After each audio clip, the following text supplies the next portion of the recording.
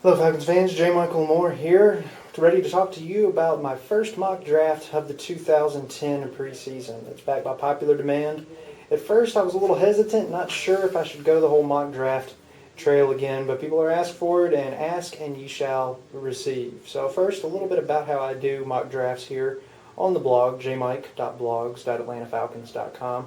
First, don't expect a traditional, this is what the Falcons are going to pick, and unless something happens, it's not going to change. No, I'm going to change it up throughout the process. We're hoping to do about 6 versions, and we'll pick a different person each time, mostly to stir debate, but also to give everyone an idea of just how complicated the draft is and how there could be subtle differences or reasons why the Falcons would pick one person over another with the number 19 pick in the NFL draft. So don't expect for one person to always be there and one person to stick with throughout this process. Another part of that to keep in mind when I list all the other picks, just listing names. Most of these names you probably know. In the top 5, it's normally pretty cut and dry who's going to be there, who the best players are. But I take a lot of my information and opinions from just reviewing as many mock drafts as possible. And as a beat writer of the Atlanta Falcons, I don't necessarily know too much about what in-depth needs are for different teams. I have covered the NFL for 6 years, so I do like to think I've got a pretty good idea, but there's a lot of personality that goes into the NFL draft each year for different teams. So that portion will change week to week as everyone gets a better grasp of what's going to happen come April 22nd, the first round of the NFL draft. So let's go ahead and talk about the Falcons pick a little bit at number 19. This week that pick is Brandon Graham. A lot of buzz lately about Sean Weatherspoon, the linebacker from Missouri, but I'm going with Graham, the defensive end out of Michigan. A lot of people think he could be a linebacker. He's getting compared to Lamar Woodley, another Michigan player who's currently with Pittsburgh Steelers as a 3-4 outside linebacker, rush linebacker, if you will. Graham's about 6'1", about 260 range, smaller player, but the Falcons certainly have not backed away at putting smaller players on the defensive line. Look at Croy Bierman, another player who is projected as an outside linebacker in the NFL and has turned into a pretty good defensive lineman for the Falcons. Now, you ask maybe why do you take defensive line at number 19? Well, ask yourself this question.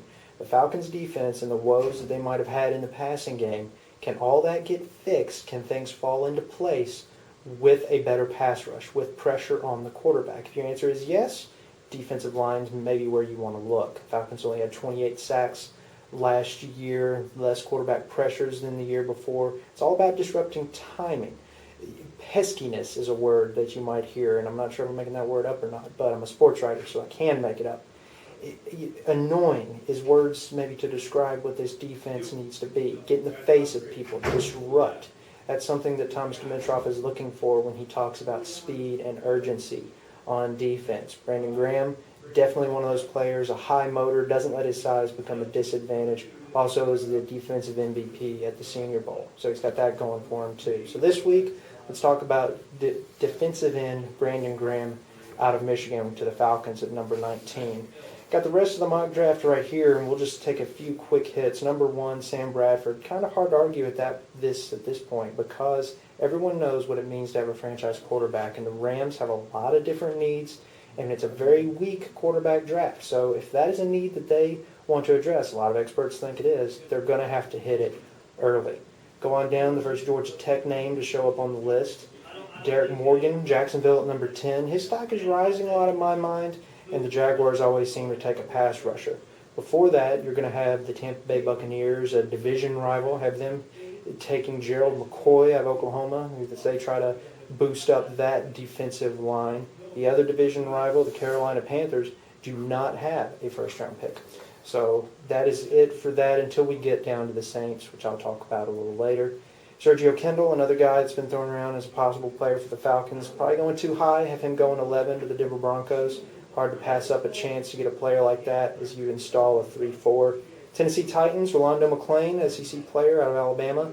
Position I think the Titans will continue to try to get younger at. They're pretty old there right now with Keith Bullock departing.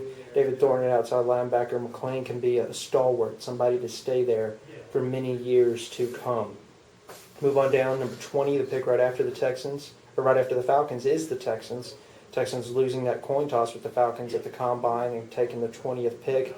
Probably going to have to address the secondary. They lost Dante Robinson. He is now an Atlanta Falcon. So those two teams are linked, and they will be linked in this draft, and a good example of what the Falcons could have perhaps been looking at if they decide not to go secondary in this draft.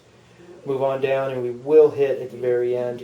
Have another Georgia Tech player going to the Saints right now at 32, Morgan Burnett. A very solid player in my mind, somebody that you would want to look at if you were the 32nd team, if you were the Super Bowl champions. Obviously, you got a lot of good things in place. You just won the Super Bowl. Now, the Saints probably have to get a little bit more solid on defense. They were pretty thin there last year. That's likely going to be the pick that I think they make on that side of the ball, the defense being where their focus is going to be. That said, the Falcons want to make sure they can handle the Saints on their defensive side of the ball, handle Drew Brees and company.